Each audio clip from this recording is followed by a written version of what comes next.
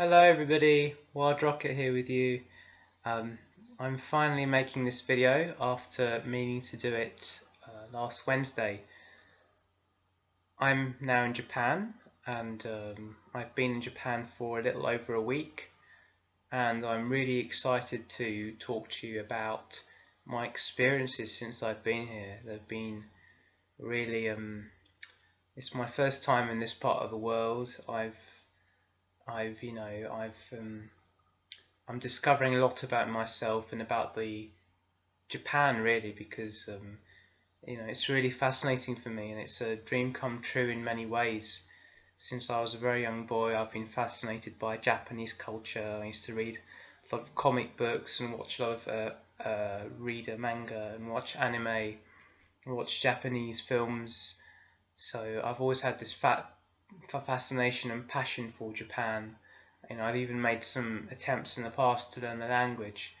Um, so to actually be here, to actually live in the society, to actually learn about the culture, learn about the people here who live here, to learn the language, to experience how it is to be working in such an environment is really revealing and really wonderful. And um, so, I'll start by just talking briefly about Japan really as a society.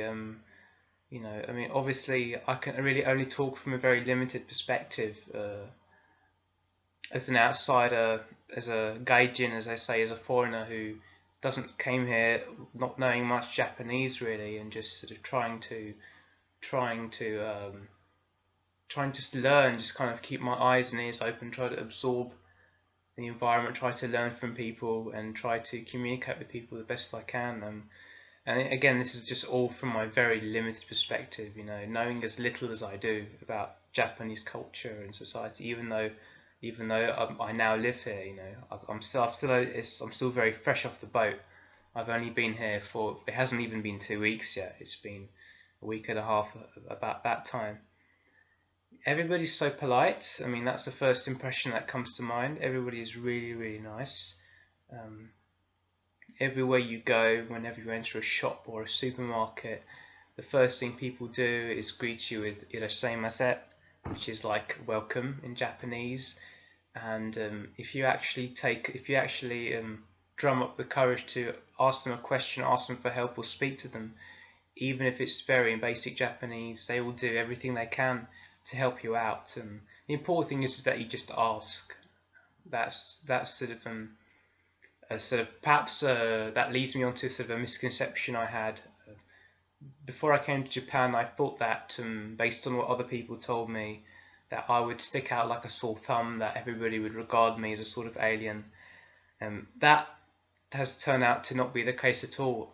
On the contrary, most people just regard me as one of them.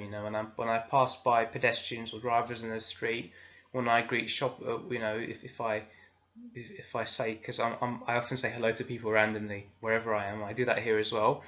In Dubai and England, I did that, and they just sort of regard you as one of their own. I think the only times when I really felt like a foreigner is those few times when I actually attempted to communicate something either to a shop owner or on 2 occasions I had people knock on my door, which is quite a funny story actually. I might get to that later if I have time. Um, is that when I actually try to communicate something in Japanese or English and they don't quite get me, but even then they still really endeavour to communicate themselves. There's a very kind of, especially if they feel they have a duty to talk to you, in the case of a postman or a shop clerk, they'll endeavour to do what they can to communicate their message. So, those times, obviously, it was clear to me that, I'm still a foreigner here and new in Japan. I don't speak much Japanese. I know very basic phrases, but I'm learning a lot every day. I already know hiragana and katakana, two of the three alphabets. Hiragana is the one used for verb conjugations, and katakana is used for foreign words that come from the West that have been Japanized here. I know those two languages, and I'm just about to learn kanji, the main alphabet which most shop signs are written in, and which most things in shops are written in as well. So it's the most useful one to know. And yeah, so it's been interesting. It's been an interesting challenge in that regard. I mean, I don't really feel like an outsider here any more than I did in other places.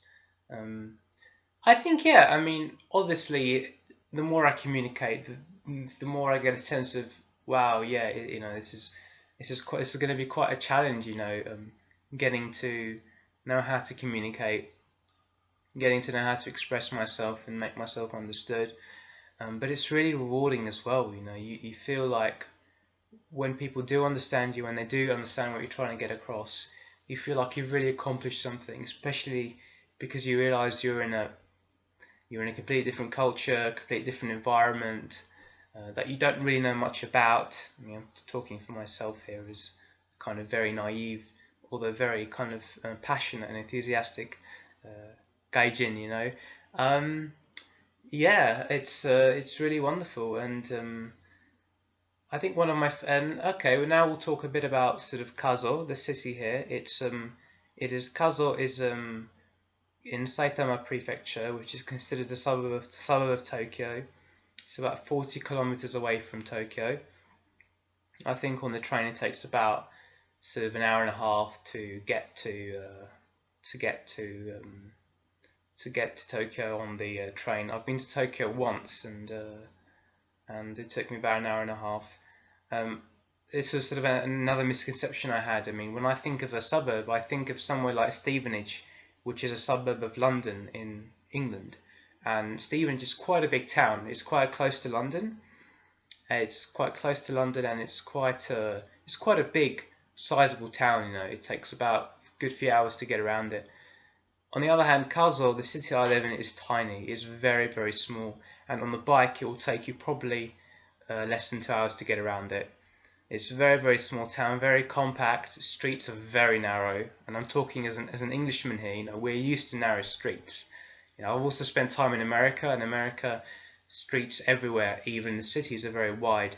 Britain, streets are typically quite narrow. In Japan, they're even more narrow. So whatever you think you know about narrow, if you're an Englishman and you haven't been to Japan, they're more narrow. So if you're riding a bike, be careful.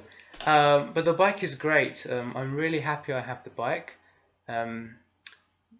because I can literally get on the bike and in less than 5 minutes I'm in the biggest supermarket, and I can grab a fresh coconut and some bananas and all the wonderful fruit and veg that I like.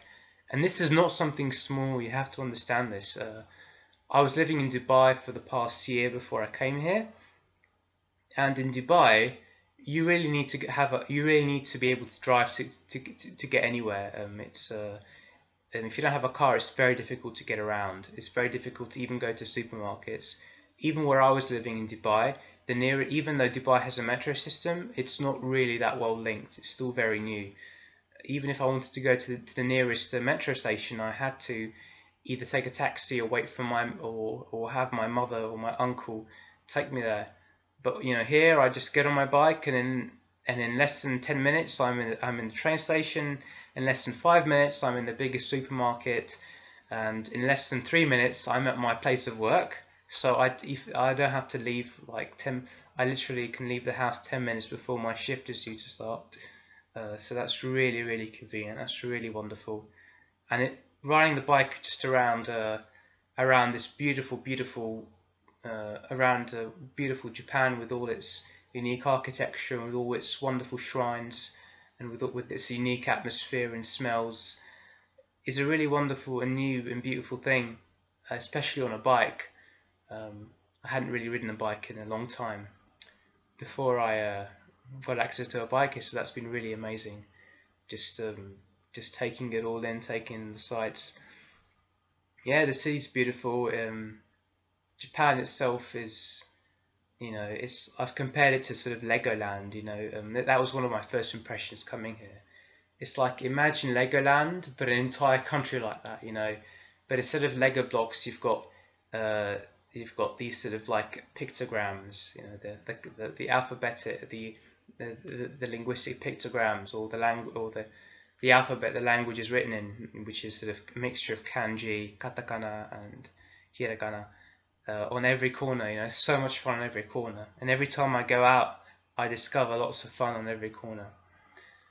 So that's that. A bit more about the challenges, or the challenges are really great and really interesting, because the challenges that I'm experiencing here, I would never encounter in a million years living in somewhere like England or Dubai, where I'm much more familiar with the cultures that are sort of in play. I mean, I grew up with a sort of a dual, you know, I mean, I grew up bilingual with two different cultures, so I'm used to navigating cultures. But if you're not familiar with being in this part of the world, and I've never been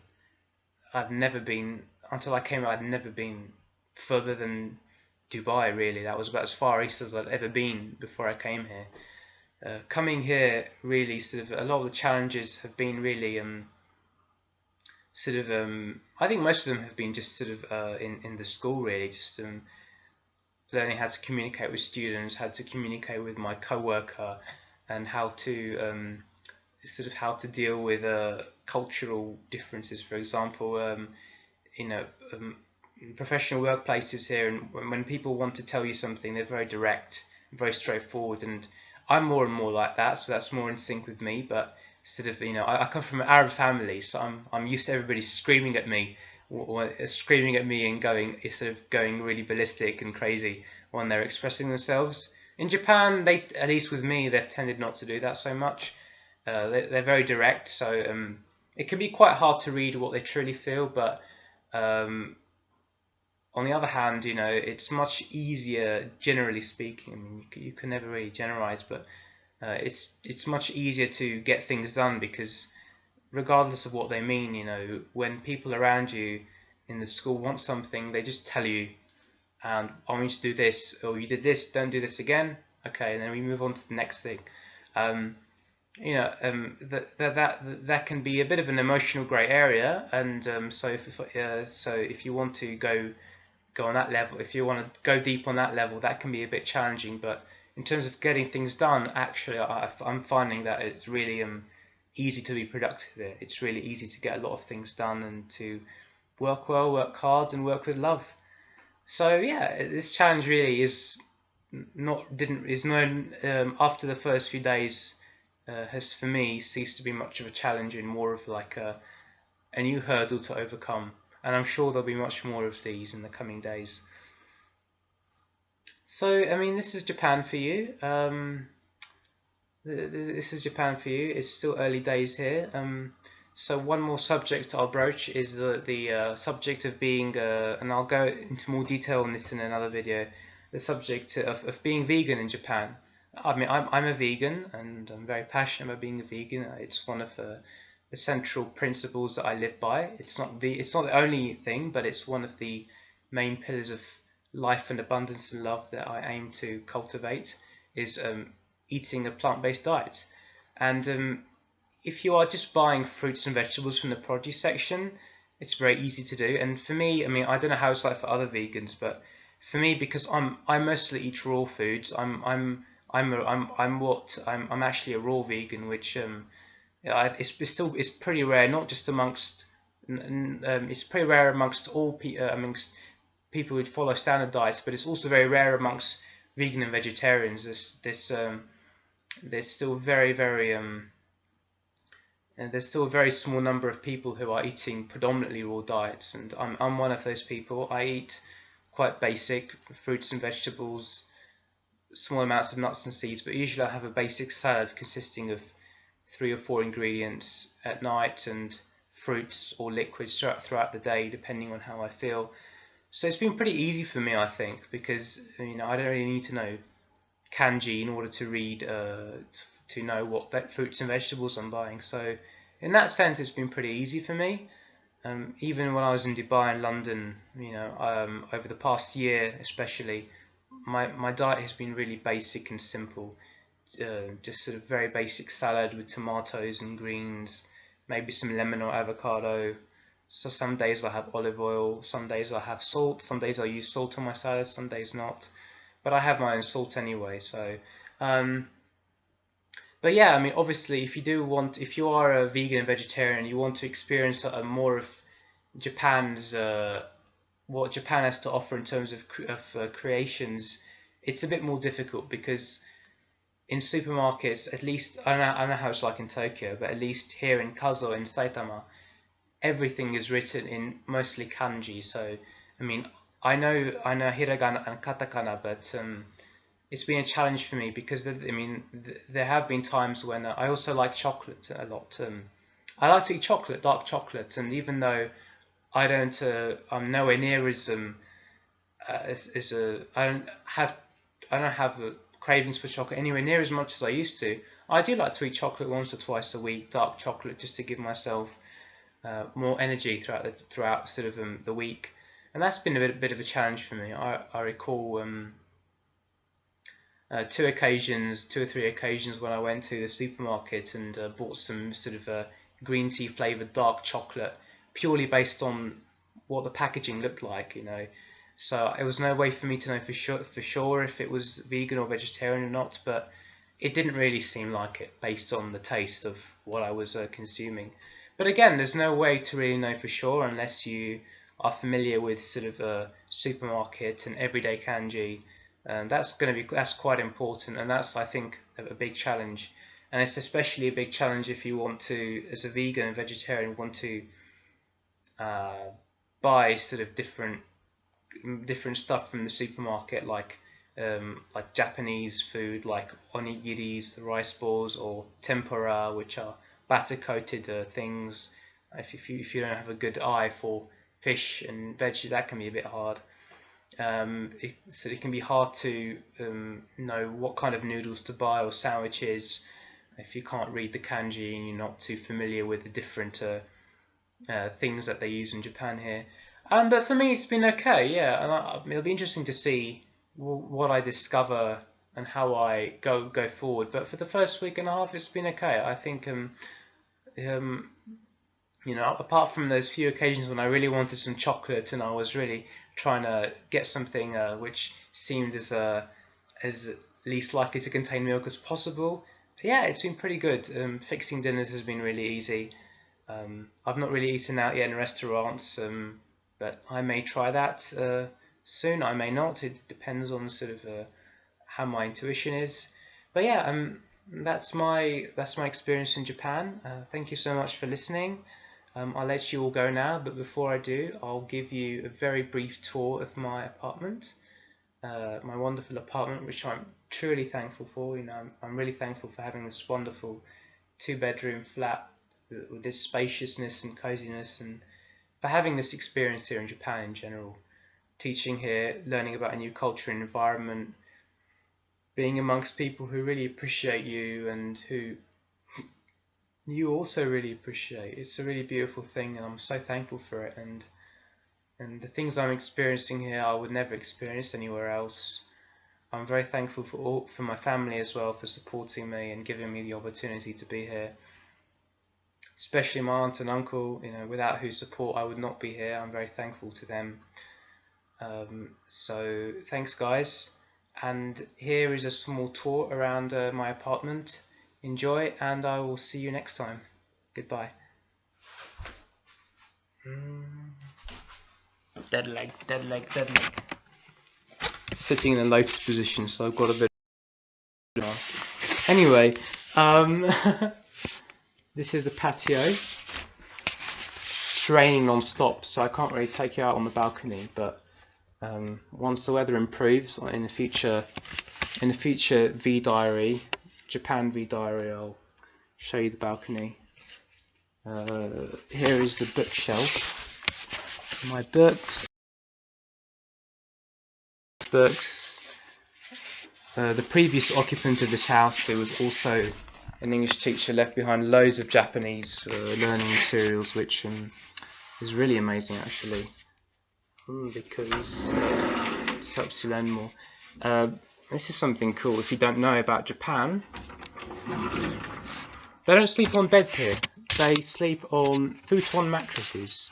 So if you are used to sleeping on beds, that might take some time for you to sort of get used to just sleeping on a mattress. but it's actually much better for your back this way, and they're not so. I mean, it's not so hard on your back. The futon mattresses still have a bit of a cushion to it, so it's quite nice. This is the closet. Lots of space here, as you can see. This is sliding doors, traditional Japanese sliding door. It's pretty cool if you ask me. This is the second main room of the house. This is the sort of the rec room, recreation room, or the living room. This is where I do most of my work when I'm not at school. Another beautiful closet. Yeah, it's all wonderful. I'm so grateful for this, really. This is the kitchen. Really spacious kitchen. The whole house is much bigger than I expected it to be. And when everyone was telling me here that Japanese apartments, even in the suburbs, would be small, but I'm shocked, really. I mean, this is almost as big as the apartment me and my mum lived in Dubai. So I'm just so thankful for it and all this. This is the sink. As you can see, I'm pretty clean, so I'm always cleaning up after myself. Even though I live alone, I'm still pretty good about that. Bananas. Here in Japan, we don't only recycle all our garbage, but everything's separate. There's a separate bin for organic material, separate bin for plastic, separate bin for cardboard packaging. Here's the guide in English, the guide in Japanese, the schedule, some self-empowering quotes, radiate positive vibes. As you can see, I've already made this house really my own, given it my own flavour, so it's cool. And the bathroom, baby. Yeah, in Japan, toilets are separate from showers usually. So there's a toilet, and this is the shower, walk-in shower. Really cool, really wonderful. And yeah, mirror, cool, man. Yeah, this is my house. It's so beautiful, it's so wonderful, and it's amazing. Come visit me, please. This has been Wild Rocket, Bashir Sharma with you. Thank you so much for your time. Love yourselves, trust in yourselves, and remember to take that journey within. Remember to process everything that goes on within you, and to trust yourselves and to embrace your imperfections, because through embracing your imperfections, through embracing who you are, you will discover your purpose. You will discover what you are put on this earth to accomplish. And we are here to accomplish so much. We are infinite. We are more than just a name. We're more than just a race. We're much more than what people tell us. We're much more than what society tells us. You know, we're always taught we have to live out from fear to be careful of everything. But for me, the way I live is out of love and abundance, and embracing infinite possibilities, and not judging how I feel, and not judging how other people are, accepting them and working with any challenges through the process. You know, that's the important thing. Just really, really love the process of life, and if the process gives you something difficult, just ride with it, ride it out, because once you ride it out and you learn to embrace the process, you realize that it's all a wave, and if you love yourself 100%, then no challenge, no difficulty can sway you. No external condition can sway you, because everything you do is guided by love. So stay loving, stay beautiful. This has been Wild Rocket with you. Take care. Bye now.